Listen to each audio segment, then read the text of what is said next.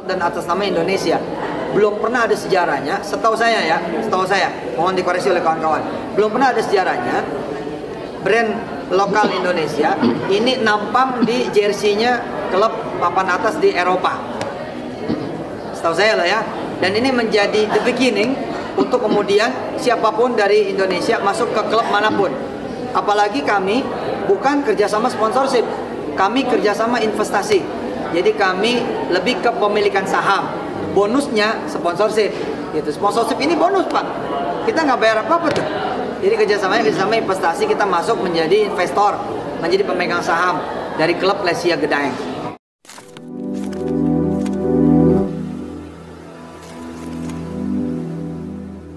Assalamualaikum warahmatullahi wabarakatuh. Welcome back to my channel Letek. Teman-teman, kemarin kan kita udah ngomongin tentang Umroh Merdeka. Nah, sebenarnya saya masih punya investigasi lain dan punya data lain yang bisa dibahas di Umroh Merdeka. Dan itu sangat berhubungan sih sebenarnya dengan teman-teman Umroh Merdeka itu sendiri. Nah, cuma biar nggak bosen, saya skip dulu itu. Saya ngebahas tentang ex karyawan Paytrend. Walaupun sebenarnya secara ya hubungan pekerjaan itu katanya ada yang belum ex, ada yang masih terikat dalam pekerjaan Paytrend itu karena belum di PHK secara resmi. Oke, teman-teman. Jadi ini menarik ya, teman-teman. Saya ngebahas ini karena emang berdasarkan data-data yang kita punya ya. Jadi ini juga sebenarnya lebih tepatnya ini data ini juga dari mereka sendiri sih sebenarnya, dari omongan Yusuf Mansur atau misalkan dari data media ya.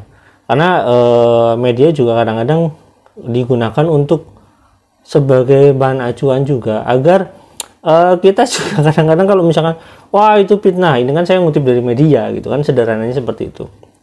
Oke, di sini ada berita dari insentif.com ya. Ini ex karyawan Paytrend tolak tawaran Yusuf Mansur cicil gaji 451 juta. Nah, headline ini sebenarnya sederhana aja sih ya teman-teman ya. Biasa aja gitu, sederhana dan biasa aja. Cuma di sini ada yang menarik di bagian akhirnya teman-teman. Kasus tunggakan gaji ini berawal dari sejumlah karyawan yang tak mendapat kabar baik terkait hak mereka sejak September 2019 silam. Sebelum mencuat ke publik, pihak Disnaker Kota Bandung telah mempertemukan para mantan karyawan Paytrend dengan Yusuf Mansur. Namun hasil mediasi antara kedua pihak gagal untuk mendapatkan kata sepakat. Oke, berdasarkan video yang Aisyah yang diwawancara oleh yang diwawancara di Toyiba Channel yang sama mungkin Pak Jenny kalau nggak salah, kita lihat dulu deh, ada video Pak Jaman ini atau Yusuf Mansur ini di tahun-tahun yang menurut saya tahun-tahun itu gitu, 2018 2019. Yuk kita lihat dulu, simak videonya, nanti baru saya kasih komentar ya teman-teman. Yuk cek it out. Dan atas nama Indonesia belum pernah ada sejarahnya, setahu saya, mohon dikoreksi oleh kawan-kawan, belum pernah ada sejarahnya brand lokal Indonesia ini nampang di jersey-nya klub papan atas di Eropa. Setahu saya ya. Dan ini menjadi the beginning untuk kemudian siapapun dari Indonesia masuk ke klub manapun. Apalagi kami bukan kerjasama sponsorship, kami kerjasama investasi. Jadi kami lebih ke pemilikan saham. Bonusnya sponsorship. Sponsorship ini bonus Pak. Kita nggak bayar apa-apa tuh. Jadi kerjasama investasi, kita masuk menjadi investor, menjadi pemegang saham dari klub Lesia Gedaeng. Nah yang kedua, ini semacam say hello. Dulu kan kita sempat ada perhatian dari klub-klub bola luar negeri ketika mereka memasang Strong Indonesia atau Pray for Indonesia. Ya, itu bagus, perhatian yang bagus banget. Tapi nadanya lebih kita kok dikasihani gitu ya. Nadanya bahkan bisa horor karena Indonesia banyak disaster, banyak earthquake, banyak gempa, banyak tsunami gitu loh. Nah, kita ingin datang mengatakan pada dunia, we are coming, kami aman loh, dan kami bisa menjadi partner Anda di dalam investasi dan pengelolaan bola. Yang ketiga bos, ini terkait dengan pembinaan anak-anak muda Indonesia masa depan. Jadi kalau kita mau mencetak pemain masa depan dunia, menurut saya pintunya lewat junior. Nah, dengan memiliki klub-klub di Eropa, maka tidak ada lagi halangan untuk kami mengirimkan anak-anak berbakat di Indonesia untuk sekolah langsung dari mulai kecilnya di Eropa. Sehingga kita bicaranya bukan bicara sekarang deh, kita bicaranya mungkin 5-10 tahun yang akan datang. Jadi kita ciptakan egy-egy baru, tapi untuk yang 5-10 tahun yang akan datang. Investasi pertama ini sekitar 2,5 juta euro, Pak, yang akan mulai kami bayar mulai Juni 2019 dengan masa angsur 7 bulan. Nah, dari mana sumber dananya? Kan gitu ya. Nah, sumber dananya kami kembalikan lagi kepada Indonesia. Ayo Indonesia patungan. Kami berharap ada 1 juta pencinta bola yang ikut patungan bersama kami memiliki Lesia Bidaex. Ini kira-kira 42.000 perak saja sahamnya, yang dibagi 7 bulan ketemunya 6.000 perak, dibagi 30 hari ketemunya 200 perak per hari. Sehingga ini menjadi semacam gimmick nanti dari Petren. Dan ketika misalkan pengguna transaksi tiket kereta api, pesawat, busway, Transjakarta, LRT, MRT, transaksi pulsa dan sebagainya, cashbacknya itu berupa saham. Asik kan? Cashbacknya orang duit nih, nah kita cashbacknya saham. Saya yakin tidak semua perusahaan bisa cashback saham. Yakin saya. Karena harus deal dulu dong. Anda deal dulu dong sama NBA, sama basket. Anda deal dulu sama Real Madrid, baru bisa kasih cashback berupa saham. Nah, kita kasih cashbacknya berupa saham. Jadi berapa persen saat itu? 10%, Pak. Ya, cuma kan nanti turun lagi dong. Misalkan Anda cuma ngambil 200 perak, ya berarti kan 0,00 sekian. Tapi kan nggak penting, Pak. Yang penting kan kebersamaannya. Bagaimana kemudian kita bareng-bareng ternyata bisa memiliki. Dan jangan lupa, seluruh klub sepak bola Liga 1, Premier League, Inggris, dan Eropa nungguin, Pak. Nggak bohong saya, nungguin kita datang. Ada target akuisisi gitu. Oh, insya Allah, ini dulu kita selesaikan. Oke, jadi begitu ya teman-teman kurang lebih. Jadi wacana ini sebenarnya dari 2018 sampai 2019 itu wacana masih bergulir. Pada saat video ini kan di 2018 ya, dan ini harus berjalan misalkan 7 bulan ke depan, berarti sampai 2019 untuk melakukan hal itu.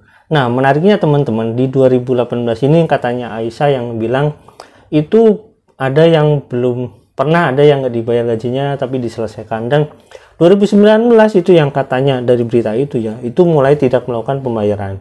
Aneh sebenarnya teman-teman, di mana saat keuangan yang katanya bisa membeli saham ini, saham itu, bisa promosi gede kayak gitu, tapi tidak bisa membayar gaji karyawan dari 2019 sampai yang 20 bulan, bayangin aja. 20 bulan itu bukan waktu sebentar loh, orang harus bertahan di satu perusahaan selama 20 bulan nggak digaji.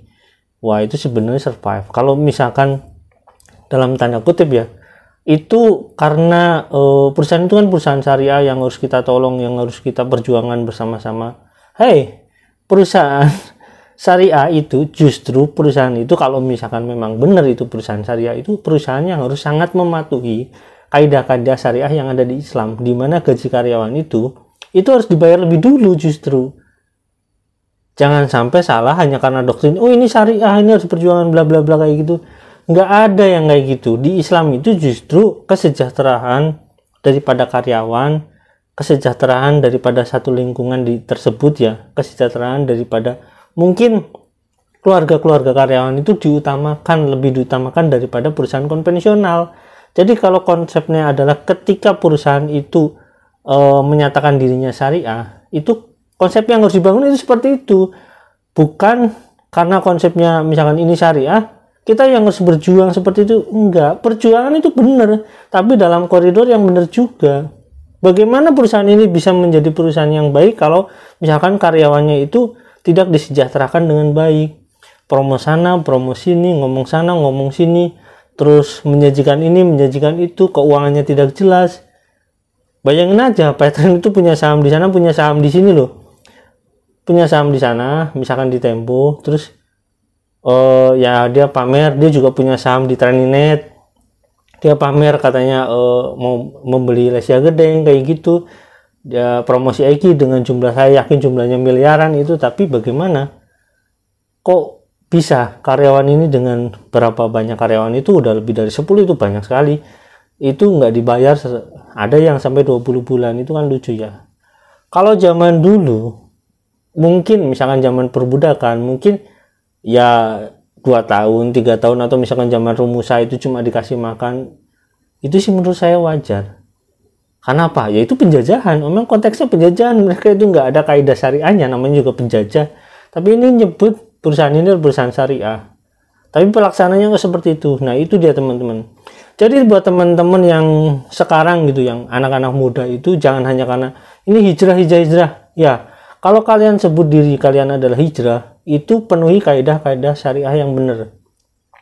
Jadi jangan sampai teman-teman kalian karena kalian hijrah itu kalian menyakiti orang lain. Terus kalian merasa paling benar. Terus kalian menyakiti diri sendiri. Dengan kalian bergabung di perusahaan yang katanya syariah tapi kalian nggak dibayar, itu kalian nyakitin orang lain. Pertama, nyakitin keluarga Anda karena Anda nggak dibayar.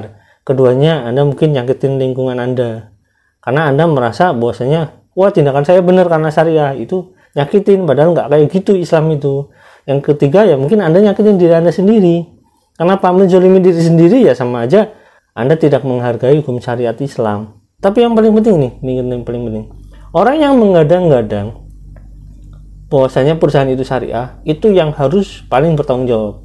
Jangan sampai orang ini nggak bertanggung jawab itu. Oke ya teman-teman, jangan lupa like, subscribe, dan komen. Jangan lupa juga share. Wassalamualaikum warahmatullahi wabarakatuh. Bye.